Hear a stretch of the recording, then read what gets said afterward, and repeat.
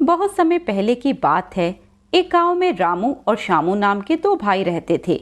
उनके माता पिता कई साल पहले गुजर गए थे। बस तब से रामू गांव में एक बड़े सेठ के घर काम करने लगा। वह सेठ इसके बदले उन्हें रहने के लिए कमरा और खाना दे दिया करते थे। रामू अकेला ही उन सेठ के घर काम करता था। वह श्यामू से काम नहीं कराता था क्योंकि उसका भाई अभी छोटा था। मगर श्यामू कभी कभी उसके साथ सेठ के घर चला जाता था। वे सेठ काफी भले इंसान थे। वे कभी कभी उन दोनों से खुश होकर पहनने के लिए कपड़े और कुछ अच्छा खाने के लिए और पैसे भी दे दिया करते थे। मगर सेठ का बेटा मोहन बहुत ही चालाक था। वह रामू और श्यामू से बहुत जलता था। मोहन रामू और श्यामू की कभी कभी अपने दोस्तों के सामने बहुत बेइज्जती करता था। और एक दिन ऐसे ही वह अपने दोस्तों के साथ कमरे में बैठा हुआ था। वहां पर रखा पानी वह जानबूझकर नीचे गिरा देता है और रामू को आवाज लगाता है। ए नौकर रामू, जल्दी यहाँ पर आ। रामू मोहन की आवाज सुनकर वहां पर आता है। मोहन उसे वह पानी साफ करने को कहता है। रामू वह पानी साफ करके बाहर चला जाता है। कुछ देर बाद मोहन फिर से वही पानी गिरा देता है और दोबारा से रामू को बुलाता है।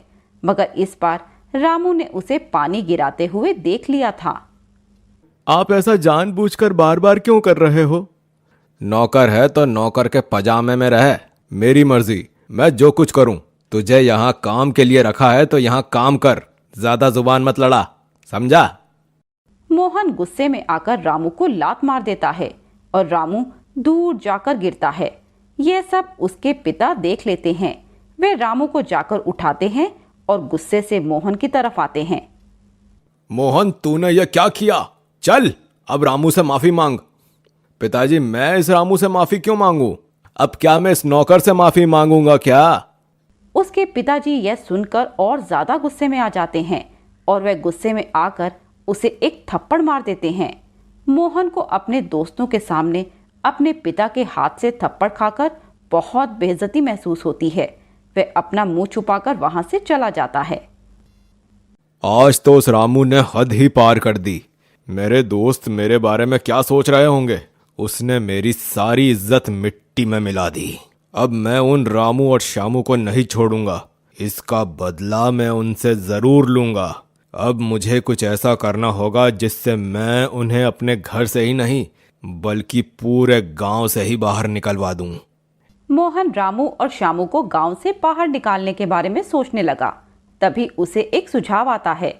अगले ही दिन वह गांव के सरपंच की पत्नी का सोने का हार चुरा लेता है और वह हार चुराकर रामू के कमरे में छुपा देता है।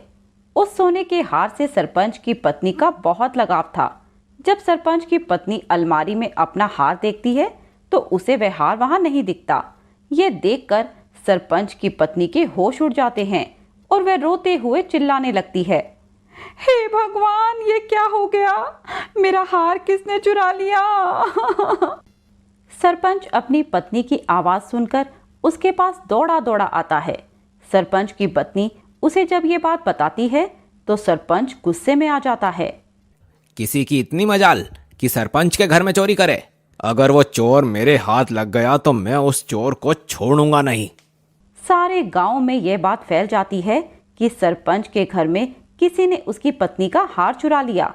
सही समय देखते ही मोहन सरपंच के पास पहुंच जाता है। अरे सरपंच जी, मैंने सुना है कि आपकी पत्नी का हार चोरी हो गया है। वो हार दिखने में कैसा था? वो सोने का हार था और मेरी पत्नी को उस हार से बहुत लगाव था। अच्छा, जैसा सोने का हार आप बता रहे हो, बिल्कुल वैसा ही हार मैंने रामू के कमरे पर देखा था। मुझे तो लगता है उस रामू ने ही आपकी पत्नी का हार चुराया है। क्या? क्या तुम सच कह रहे हो? हाँ हाँ, मैं सच कह रहा हूं। अगर यकीन नहीं होता तो चलिए मेरे साथ। सरपंच गांव के आदमियों के साथ सेठ के घर रामू के कमरे में जाता है। वह गांव के आदमियों के साथ कमरे की तलाशी लेने लगता है। वह सोने का हार उन्हें तलाशी करते हुए मिल जाता है।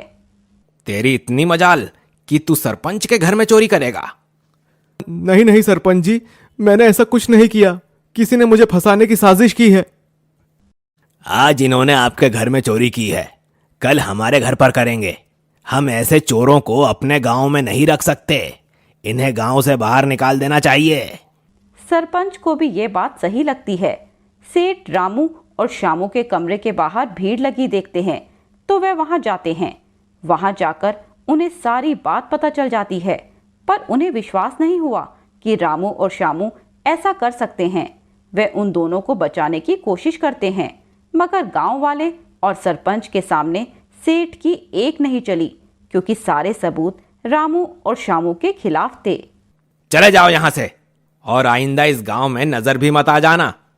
गांव वाले रामू और शामू को गांव से बाहर निकाल देते हैं।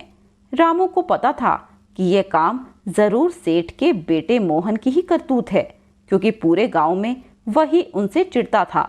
वे दोनों गांव से निकलने के बाद चलते चलते जंगल में पहुंच जाते हैं। भैया अब हम कहाँ जाएंगे? शामू तू चिंता मत कर, हम कहीं भी रह लेंगे, मगर उस गांव में वापस लौटकर नहीं जाएंगे। ऊपर वाला सब देखता है, तू देखना, वही हमें रास्ता दिखाएंगे। जंगल में कुछ देर चलने के बाद उन्हें एक नदी दिखाई देती है। वहां पर खुला मैदान, खाने के लिए फल और बहुत सारे बांस के पेड़ भी थे। ये जंगल तो बहुत अच्छा है, पीने के लिए पानी और खाने के लिए ढेर सारे फल के पेड़ भी हैं। हमें यहीं पर घर बना लेना चाहिए। रामू ऐसा ही करता है।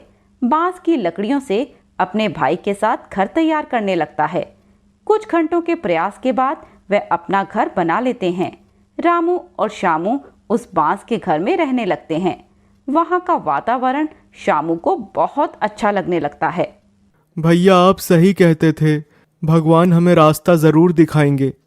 ये बांस का घर भले ही थोड़ा छोटा है, मगर ये जगह उस गांव से कई गुना अच्छी है। यहाँ मुझे बहुत अच्छा लग रहा है। रामू और शामू उस माहौल में ढल चुके थे, मगर एक दिन शामू पेड़ के नीचे बैठा फल खा रहा था और रामू रात के लिए लकड़ियां जलाने के लिए लकड़ियां इकट्ठी कर रहा था कि तभी अचानक से एक बिच्छू ने शामू के पैर पे काट लिया। भैया बचाओ! शामू की आवाज सुनकर रामू उसके पास दौड़ा दौड़ा आता है।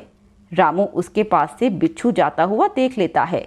यह देखते ही वह समझ जाता है कि बिच्छू ने इसे काट लिया होगा। शामू का शरीर धीरे धीरे नीला पड़ता जा रहा था। यह देखकर रामू बहुत घबरा जाता है। हे भगवान, मेरे भाई के साथ क्या हो गया?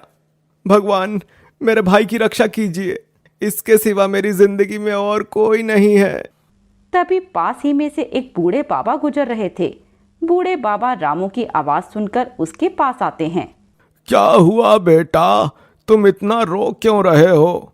और इस बालक को क्या हुआ? बाबा जी मेरी मदद कीजिए। मेरे भाई को एक बिच्छू ने काट लिया और बिच्छू का जहर मेरे भाई के शरीर में फैलता जा रहा है। तू चिंता मत कर बेटा, मैं एक वैद्य हूँ। मैं तेरे भाई को बिल्कुल ठीक कर दूंगा। इतना कहते ही बूढ़े बाबा अपने थैले में से एक जड़ी बूटी निकालते हैं और शामू के पैर पर लगा देते हैं। जड़ी बूटी लगाते ही कुछ देर बाद शामू को होश आ जाता है। यह देखकर उसका भाई रामू बहुत खुश हो जाता है। वह बूढ़े बाबा को अपने घर बुलाते हैं और उनको भोजन करवाते हैं। वाह बेटा, भोजन तो बहुत ही स्वादिष्ट था, खाकर बहुत आनंद आया। बाबा जी, आप वो जड़ी बूटी कैसे बनाते हैं? क्या आप मुझे बता सकते हो?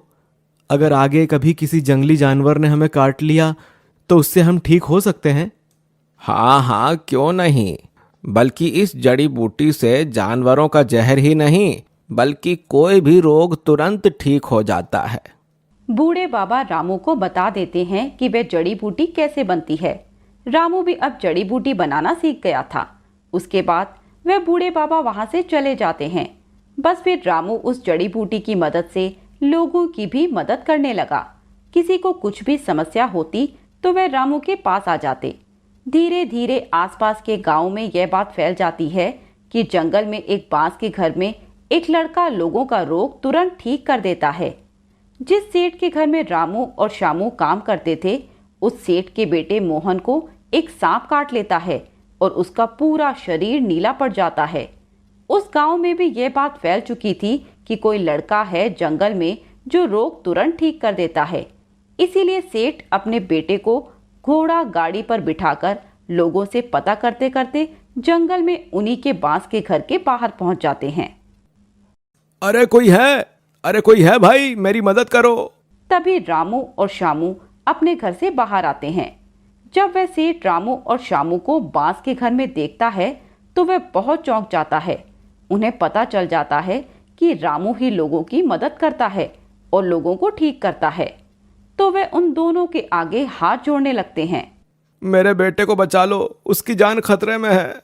नहीं भैया, आप ऐसा मत करना। आपको पता है ना कि वो मोहन कितना चालाक था। उसने आपकी और मेरी कितनी बेइज्जती की है। उसी की वजह से हम गांव से बाहर निकाल दिए गए थे। अब आप उसी की मदद करोगे? हाँ शामू, तुम बिल्कुल सही कह रहे हो, मगर हमें कभी भी अपनी इंसानियत नहीं भूलनी चाहिए। रामू दिल का बहुत साफ था। इतना सब होने के बाद भी वह मोहन की मदद करता है। वह अपनी जड़ी बूटी मोहन के शरीर पर लगा देता है और मोहन कुछ ही देर में बिल्कुल ठीक हो जाता है। जब मोहन को पता चला कि उन्हीं की वजह से उसकी जान बची है तो वह उसके सामने माफी मांगने लगता है। उसे अपनी गलती का एहसास हो गया था। सेठ रामू और शामू को वापस अपने साथ गांव लौटने को कहते हैं, मगर वह दोनों वापस जाने से मना कर देते हैं। अब वे दोनों अपना बाकी का जीवन उसी बांस के घर में गुजारते हैं और लोगों की मदद करते हैं।